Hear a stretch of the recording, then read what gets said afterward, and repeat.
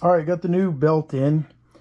The one on the inside is the newer belt. You can see it's a lot smaller than what the older belt was. And even though when we tested it, the older belt was getting about 33 RPMs. This one's just going to be more consistent and last longer. So yeah. So there's a new one. Get rid of that old one. Plop this up. Flip it over.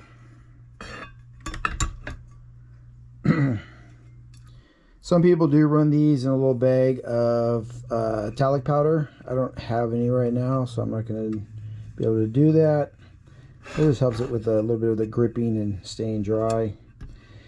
So you put it on like that. So you see how one sits a lot tighter than the last one was.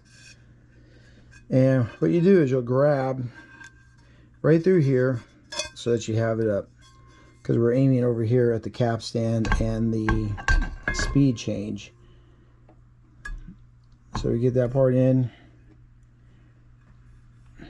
get it to sit over there, and get it to plop on.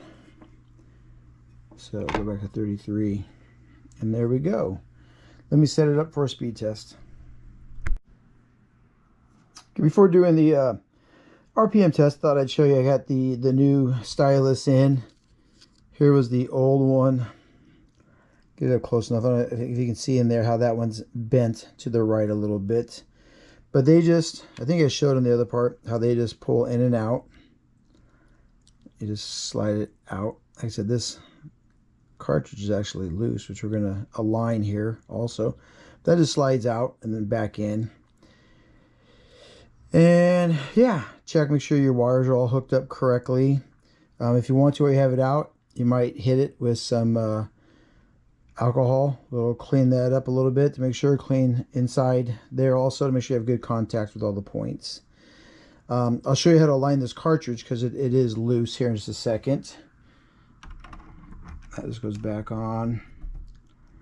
And then the manufacturer says to run this at 1.5 to 3 grams.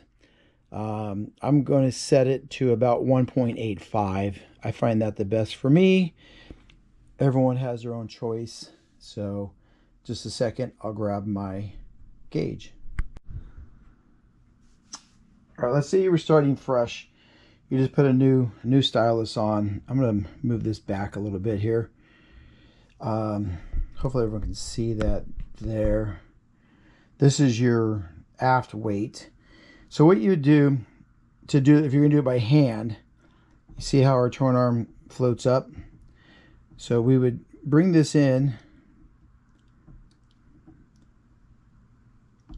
Oh, let me put this down here. Okay, we don't want it to drop down too far. We want it just to kind of balance. So right there, kind of balancing level, not touching the towing arm lifter part. And we're not up, we're not down. So once you get to that part, now without moving this weight, you'll take your gauge and you want to zero that all by itself. It spins freely to run 0. All right. Then, make sure you see it's kind of balancing right there. Then you would take this and you'd bring it in 1, 1.5. Let's just shoot for 2. And see how close that actually is to 2 grams.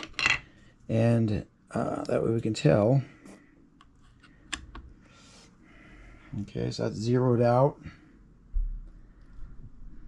Let me move the cameras a little bit so you can see better there. And we'll bring this over gently. There's a hole inside there that you want to line the needle up, or if you have a needle guard, put that down. And it is, boom, 1992. But like I said, I like to go a little bit lighter. So I'm going to go back to about midway point. Let's see if that hits 175. We're about 186, 187. Like I said, I like to go about 185. So that's pretty darn close. So we're going to be happy with that. Pick that guy back up. Bring him back over. You set your anti-skate. With this one, it has the little weight. 0, 1, 2. We're just going to put it in the 2 part. That's your anti-skate to make sure it's not going left or right too far. so from skating across the record. As the grooves bring it in, we want to make sure there's a little bit of pressure bringing it back to keep it right in that groove, so you're hopefully lined up and getting good stereo. So that's pretty simple. Like I said, each cartridge is different. We're going to align it, which shouldn't mess up our weight, but we'll double check it once we're done. But let me get set up to do the alignment.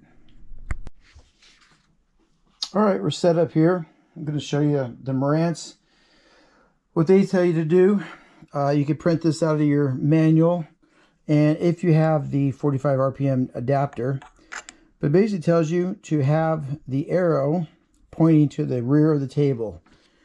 Now, if your eyes are not precision, that is so hard to tell. Is that exactly rear? Is that exactly rear? You know what I'm saying? I find this to be kind of weird. But anyway, it also tells you to take the counterweight off, so we will be resetting that.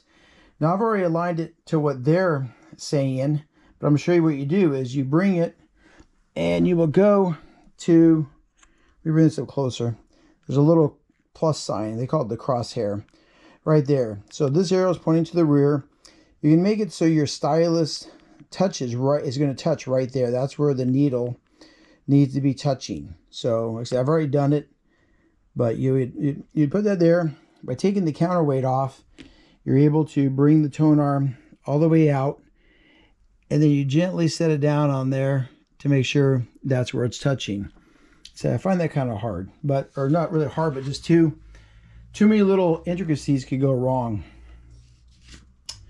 I've used this one for quite a long time, and I think I've shown this before on my Riga, which is a different one, but there is a PayPal site you can donate to these guys who do these. And I usually try to give them 15 bucks or so each time when I download a different one. So, but you put that on there, and then you'll have two different spots. These ones you got to work a little bit more. You have to do the inner here and the outer here, but you can see the alignment a lot easier with these to make sure that you're perpendicular to this exactly, you know. And so you got to move it back and forth, and you adjust your head shell until you're pretty much getting both of them. Sometimes not quite perfect or not. So also, you want to make sure you print it at the full scale, because it tells you on these to measure 180 millimeters between the two. And when you print it the original way, it comes out short if you don't print it to full scale. So make sure you do that also. But with that, you then come over and you align the cartridge to the, that's going to drop really fast without it. You try to align it onto there, and you look at it, and then you move this a little bit, and you align it, and you try to make sure everything lines up pretty nice for the outer tracking and the inner tracking, and you kind of go from there. But you want to make sure that, you know, one is perpendicular, and two, it's totally horizontal, running right with this line, so we know that the head of the cartridge is square, and we're not deflecting. You know, if we're canted in a little bit, you know, you can pick up more sound on one channel than the other.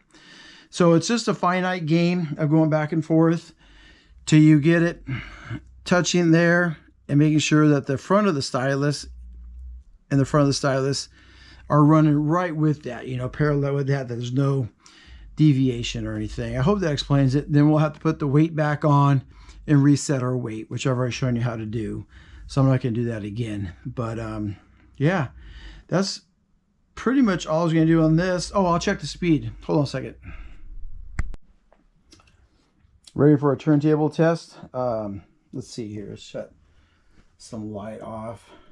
I really don't know if you can see this as it's spinning anyways, but I can tell you exactly what it's going to be, or where it's at, so you can see it.